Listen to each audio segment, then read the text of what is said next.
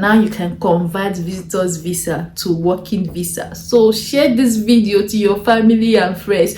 Hi guys, welcome back to my channel. My name is Jane, and this is my channel where I share content about how to study abroad, how to get scholarship from different countries, and also share my lifestyle as an engineering PhD student in the US. So if you are a subscriber of my channel and you've been watching my recent videos, you remember that I mentioned I got a Canadian visitors visa and how I also traveled to Mexico, and I promised I was going to make a video to explain to you guys how you can also get your Canadian visitors visa. So in this video, I'm going to be telling you the documents that are required, how much it's going to cost, what you need, and how to apply for it. And one interesting thing about this Canadian visitors visa is that there's a new policy that allows people to go to Canada with Canadian visitors visa and then convert this visa to working visa. So this is an amazing time. This is the time you need to get this visa if you're interested. So in this video, I'm going to share with you everything that you need to get this visa.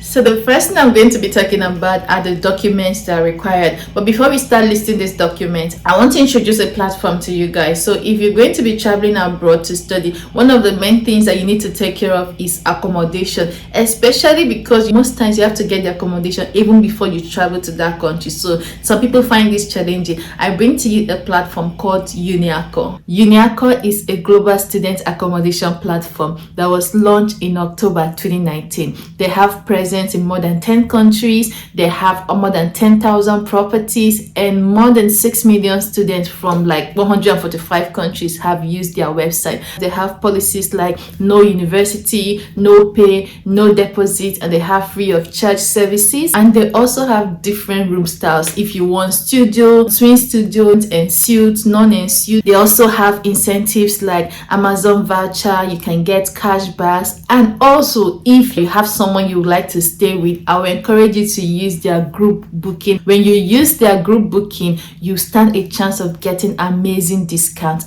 If you use their platform and you refer someone to use their platform, you stand a chance of winning up to £100.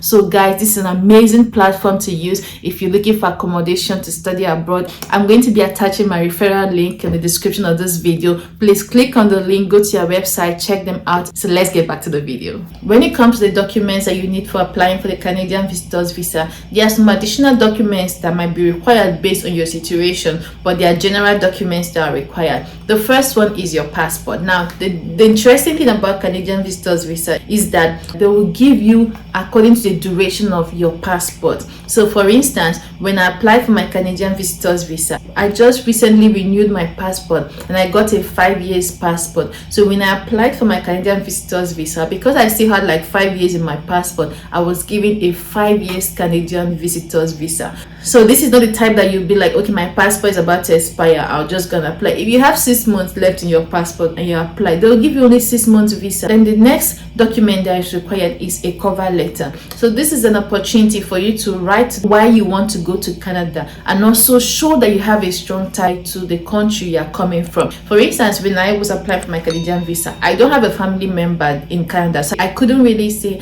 I'm going to Canada to see a family member. I said I'm going there for tourism. So in my cover letter, what I wrote was, I mentioned the places I wanted to visit in Canada. So I told them these are the places I would love to tour in Canada, and also told them I'm a student here in the US, and as a student these are the things I'm involved with. I told them about my job, I told them about different things that I'm involved with, so to let them know that because I have all of this engagement here in the US, it is unlikely that I will go to Canada and not come back because I have things that needs me here in the US. So wherever country you're going to be applying for, make sure you write things that will be able to convince them that, see, I just want to come and tour Canada. After touring, I'll go back to where I'm coming from. They want to see that you have that strong tie. So make sure you write this in your cover letter. Then next one is where you're going to be staying. If you're going to visit a family, that's why you're getting the visitors visa, then you have to give the address of the family member, the name of the family member. But in my own case, what I did was the locations that I said I would love to visit, I looked for hotels around that location. I picked one. I told them this is where I'm going to be staying, this is how long I'm going to be staying in that hotel.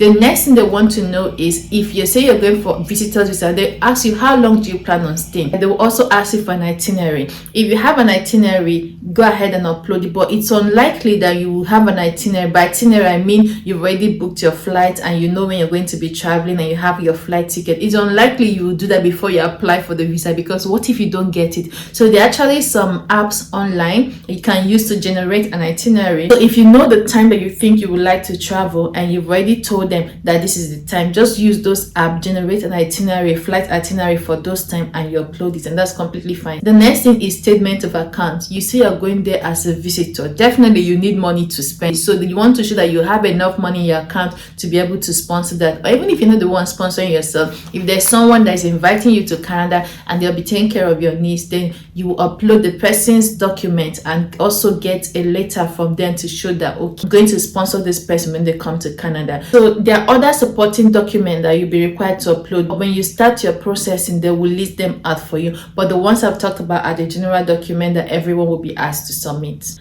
So now, how do we start the application process? I'm going to put the link of the website on the description box. The first thing you need to do is to click on the link, go to the website and create an account. So on the website, you're going to see different kind of visa. But since you're going for visitors visa, make sure to click on the visitor visa tab and then you start filling the form. After filling the forms, they will now list the document that you need to upload. Make sure you already have these documents available, scan them in your laptop and have them. Then you start uploading the documents. When you're done uploading the document, the next thing you have to do is to pay, and the cost of the visa is 100 Canadian dollars. So you make the payment. You can make this payment using your credit card or any other card that is allowed online. So everything you're doing is just online. And one thing about Canadian visa is there is no physical interview. It's not like the US visa that you have to go for physical interview. Everything will be done in your room. So when you're done making the payment, you can now submit and your application has been sent in. You get an email confirming that they've gotten your application. After a couple of days, when they've reviewed your application, they will now send you an email. Whenever they send you an email, at least in my own case, what they will do is whenever there was an update on my application, they will send me an email saying I have a message in my inbox. So what I'll have to do is to go back to that website that I started the process, log back in. That's why you're creating an account. When you log in, there's a section for inbox. You go to the inbox and you see any message they have for you. So when you get a message from them after like a few days, 2, 3, depend 5 days, depending on how long it takes them, it shouldn't take long. The message you get from them is that your biometrics is required. Now, because they don't have like a physical embassy where you go for interview or anything, they will just have specific locations in different cities where you can go for your biometrics. So just follow the message that will send to you, follow the link that will be there, and you will be able to see cities, locations for the biometrics that is closest to you. Pick one and book an appointment. When I did mine, when I signed up to schedule an appointment for my biometrics, at the earliest date I could find was 2 weeks from the time that I was doing it. So what I did was I scheduled the biometrics. After 2 weeks on that day, I went, and it was very straightforward. They will list the document in the letter they will send to you. The document you need to take for the biometric is very straightforward.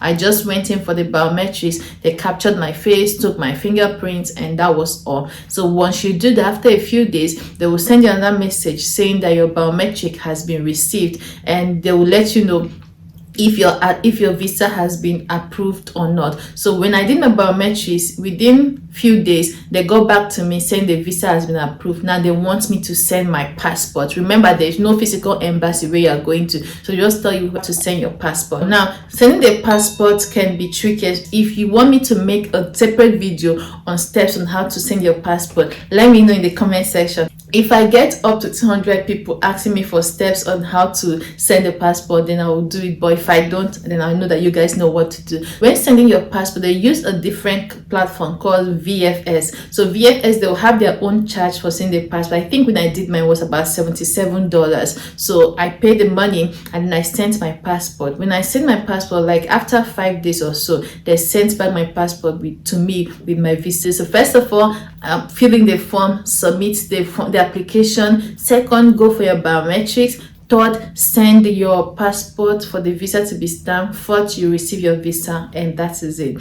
So let me know if you guys have more questions. If you enjoyed this video, if you found this video helpful, remember to give it a thumbs up by liking and sharing it to your family and friends. Remember, now you can convert visitors visa to working visa. So share this video to your family and friends so they can make use of this opportunity. And also remember to subscribe to my channel if you've not subscribed, and turn on the notification bell, and I will see you in my next video. Bye.